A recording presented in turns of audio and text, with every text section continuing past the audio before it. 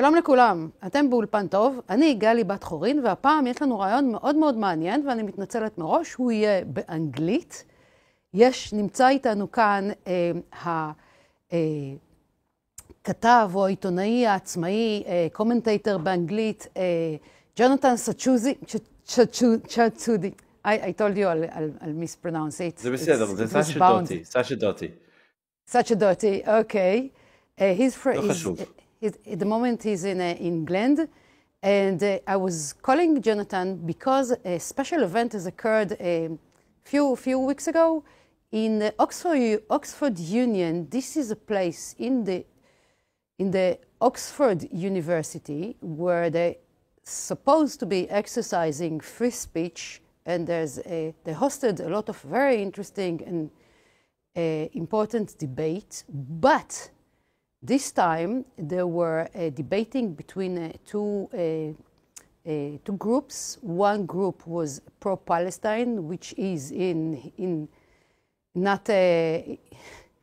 it's actually anti-Israel or anti-Semite. And after that, our group came with a very, very hostile crowd. And what was very special about this event was that when Jonathan came on to speak in behalf of Israel, he was booed.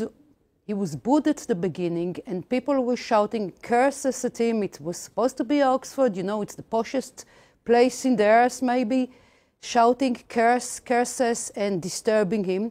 But halfway through and up to the end, the crowd, the same crowd, actually cheered him. So, Jonathan, how did that miracle, how did you manage to get to do this miracle?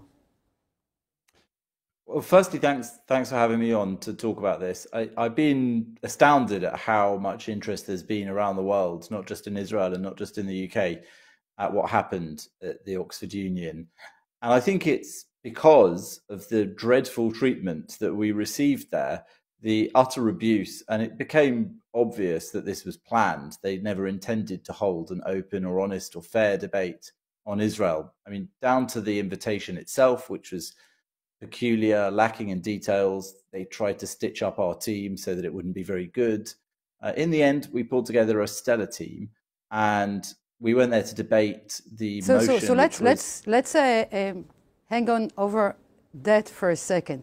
First of all, you actually had your team was escorted with security, right? Because there was threat to your well-being or maybe your life, right? So it was deemed important that we should have some security for being there. Campuses can be dangerous places these days when you talk about Israel, and our security advice was that we should go there with people. Yes, so we did have to have bodyguards effectively with us, and we had to plan our way in and out in case there was any trouble.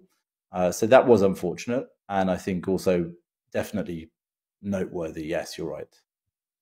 And before that, there was some changes in the members of the team. Do you want to elaborate that, including the funny bit about the one who escaped?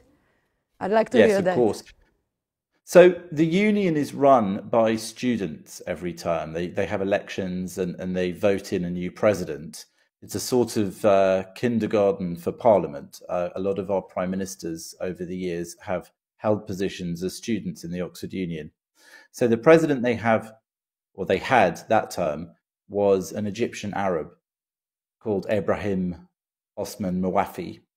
And he had invited for this debate 4 people on each side, for and against Israel. And on the team against Israel, he'd invited Norman Finkelstein and Miko Peled among the 4. Norman Finkelstein is a Jewish scholar, very anti-Israel, very outspoken. Yes. He's a professor, isn't he? I think you're being very charitable in calling him a scholar. But yes, he is an anti-Israel academic, supposedly. His contribution is well known. It's infamous for being virulently and passionately anti-Israel. He's something of a bully in how he does interviews. Regardless, they invited him. And Miko Peled is another Jewish anti-Israel activist. Both of them were invited.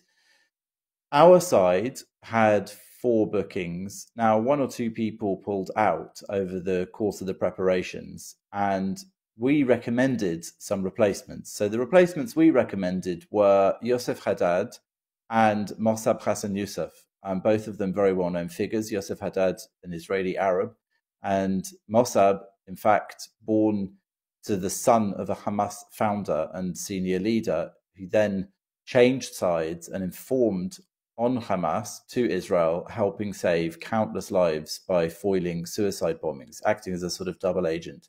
And he's been really outspoken over the last year in Israel's defense in the media. So actually, in recommending those 2 people, we weren't just pulling a stunt by suggesting 2 Arabs on our side to meet the 2 anti-Israel Jews on theirs. We were helping by choosing 2 of the finest people who could not only disprove their allegations of apartheid and genocide with their arguments, but also actually with their very existence. Yosef Haddad, as Yosef Haddad emphasized there, you sitting here in England and you telling me, an Arab Israeli, that I'm living in an apartheid state, I'm a living proof that I'm doing that and I'm coming here over to speak. I'm not coming from an apartheid state. So he was brilliant, and he was one of the only guys on the behalf of Israel that actually cursed back in Arabic when the Arabs cursed him.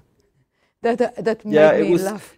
It was interesting because when we went into that room, I knew we weren't going to win their vote, and I knew we weren't likely to be popular. But what I didn't really know was that they'd filled the room with people who were going to be abusive and disruptive of the event. So it's not free speech when you invite people you disagree with, but then try to stop them speaking or try to intimidate them. And the way they did that, as you pointed out, there was a lot of Arabic being shouted at us, among other insults. There was plenty in English too, not to worry. I got the gist of what they thought of me in English.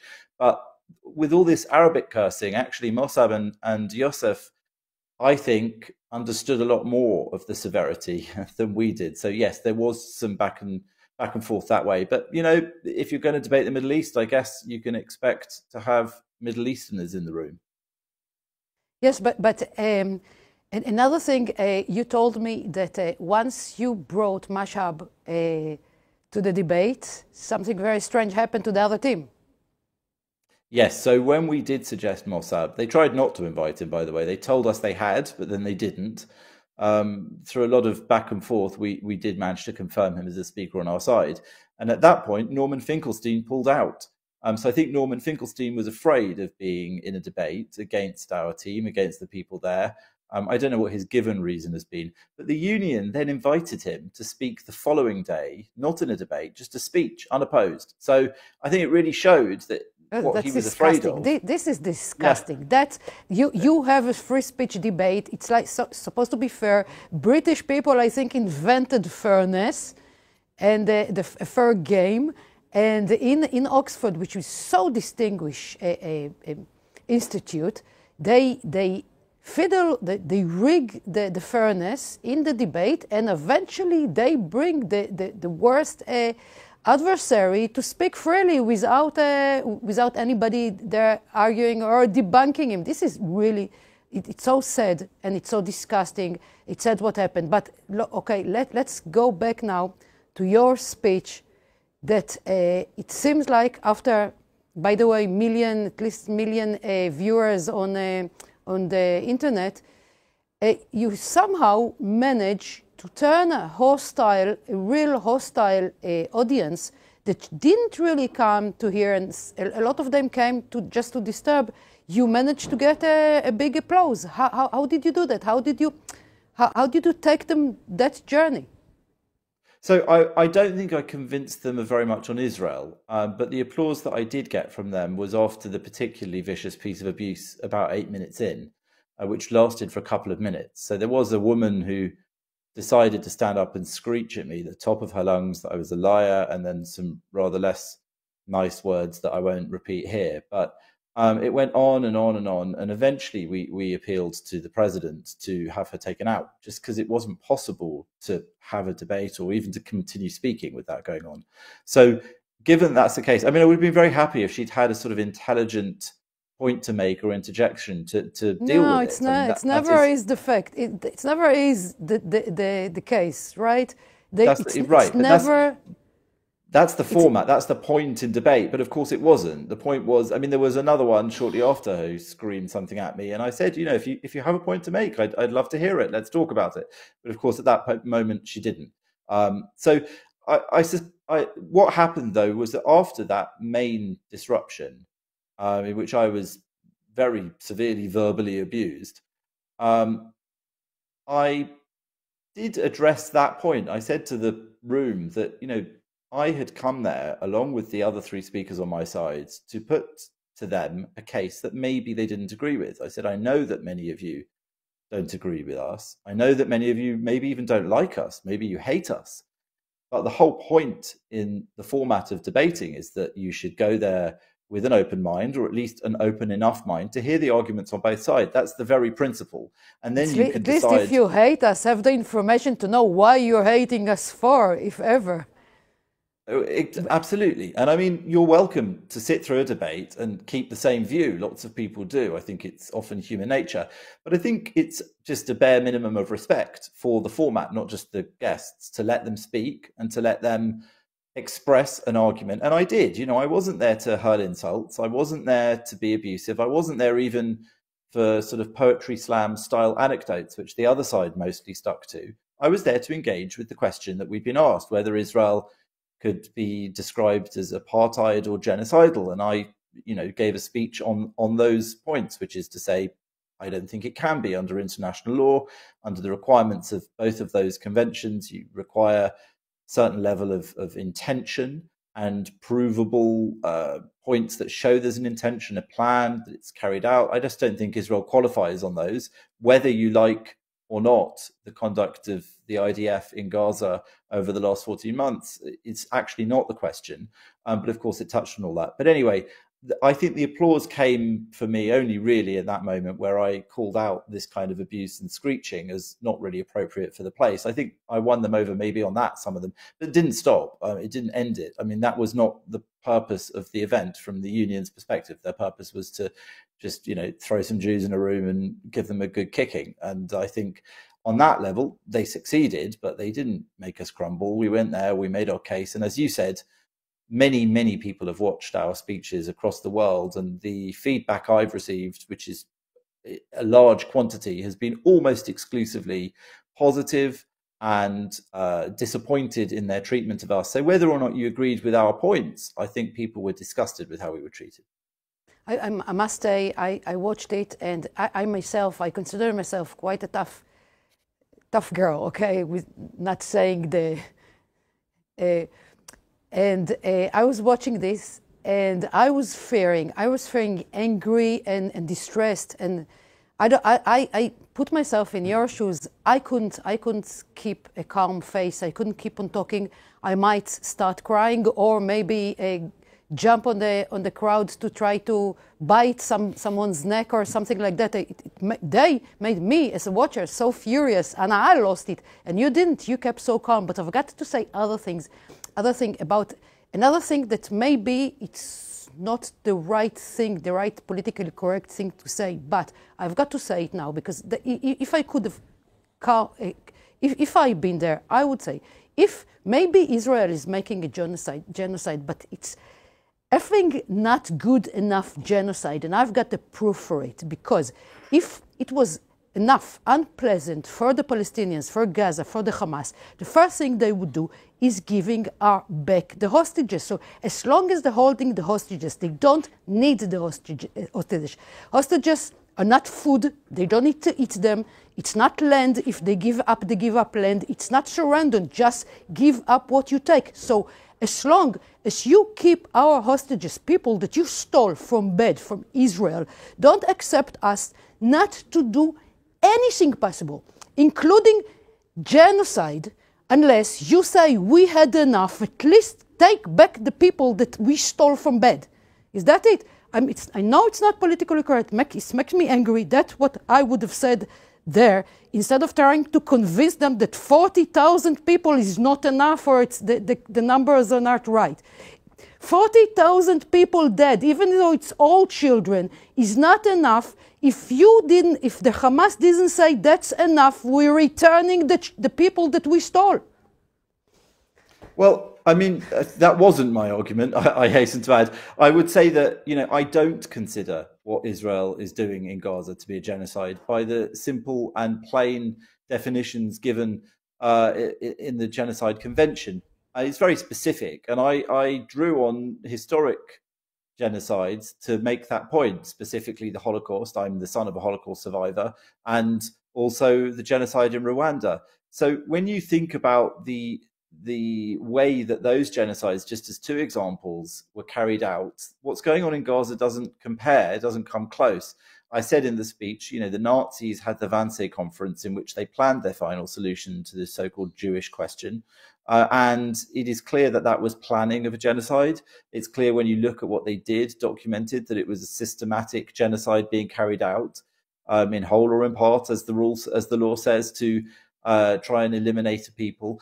None of that is happening in Gaza. There is no documented evidence of such a thing. In fact, what there is documented evidence of, and it's made its way even into the New York Times, hardly a pro-Israel publication, 10 meetings held by Hamas with their Iranian backers and with Hezbollah for what they called the big, I can't remember what it is now, the big operation. The final solution. Which well, basically, and they give their very detailed plans of how they are planning to carry out what was effectively a genocide or an attempted genocide on October the 7th.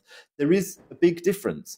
Israel, in its behavior, in its actions, in its military action, isn't doing what you said, I think. It isn't seeking ruthless and horrible revenge on the Palestinian people. When traveling around Israel just over the last few days as well, speaking with military sources, political sources, analysts, and everyone down from the top to general people on the street, I appreciate that while there is anger over what happened on October the 7th, and you could understand if people feel a sense of revenge, this is not how Israel's war is being carried out. Israel is very rigorous in its attempts to obey. But by the way, let's speak for a second about revenge.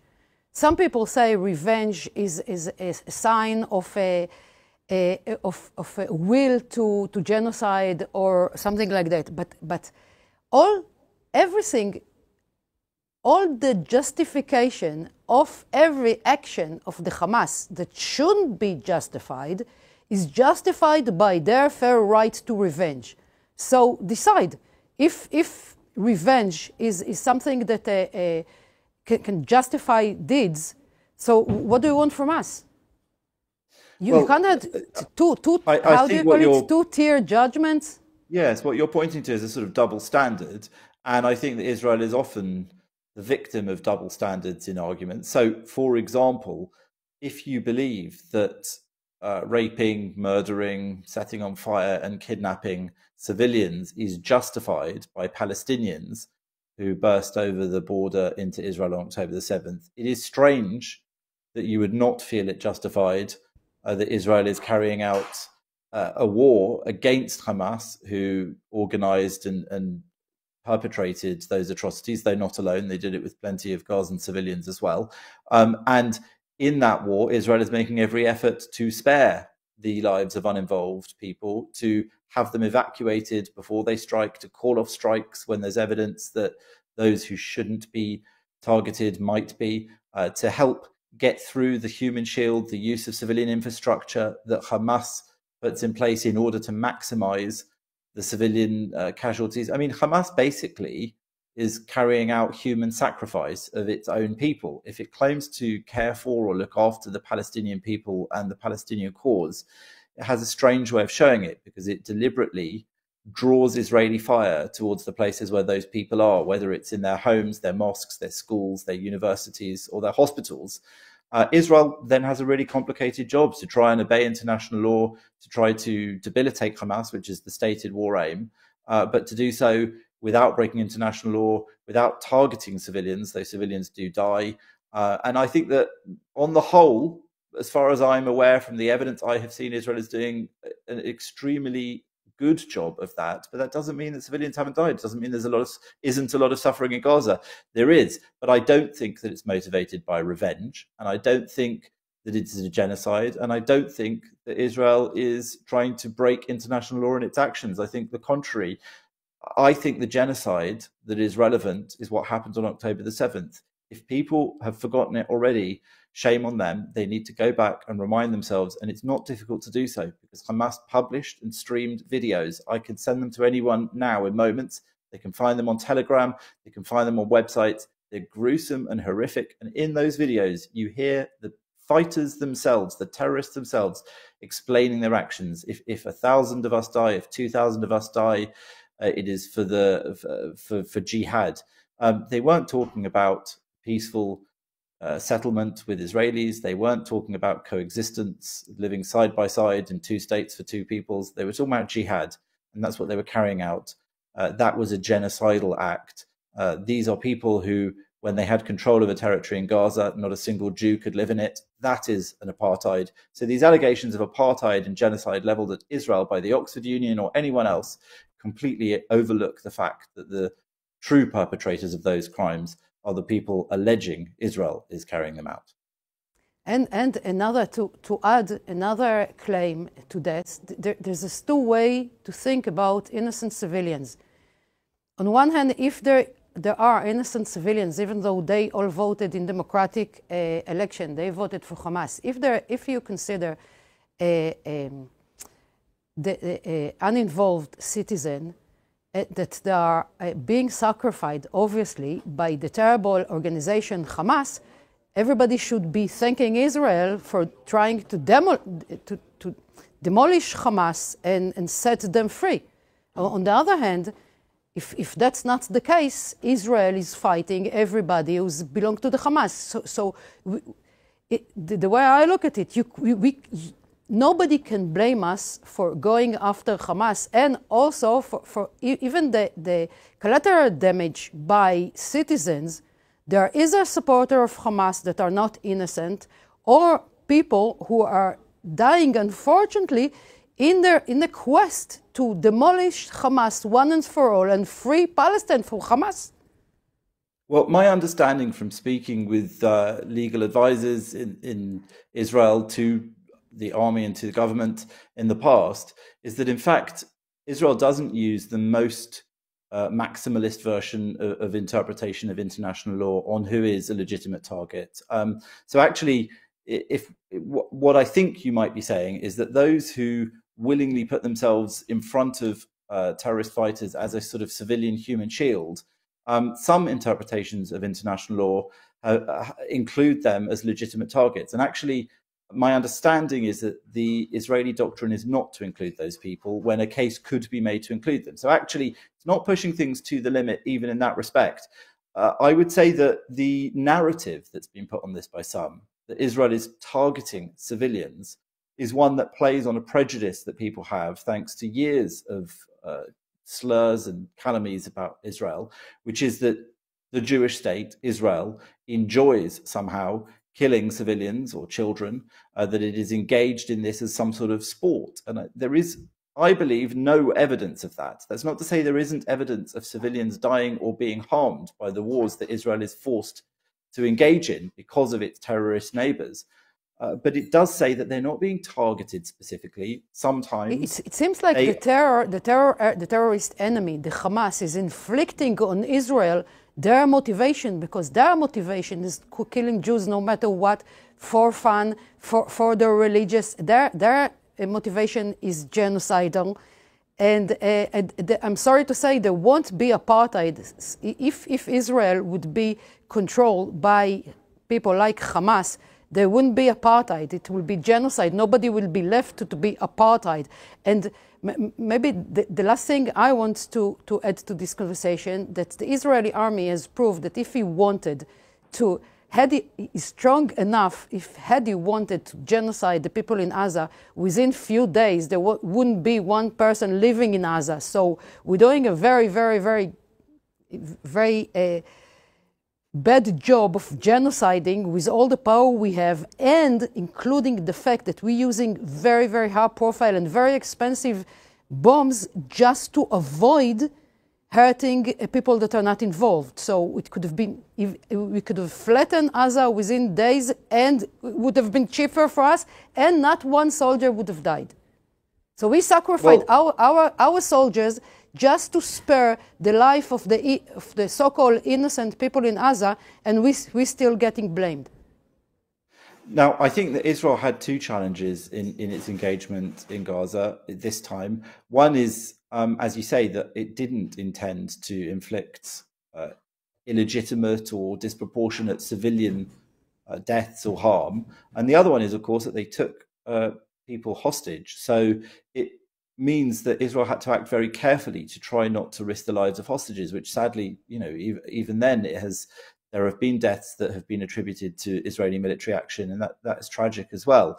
I would say that Israel has always, as far as I can see, historically, acted responsibly within war to try to engage in to try to pursue its aims of war without unnecessary or unavoidable damage to civilian populations. It's just how it is. Israel is surrounded by enemies which choose to use civilian populations as a defense for their war, as a defense for their fighters, their weapons. And to some extent, what I'm going to say now is it's from their own words. They do it deliberately. If they have to sacrifice countless deaths, it's really part of their method, and it's a method which is inspired by Islamic war doctrine.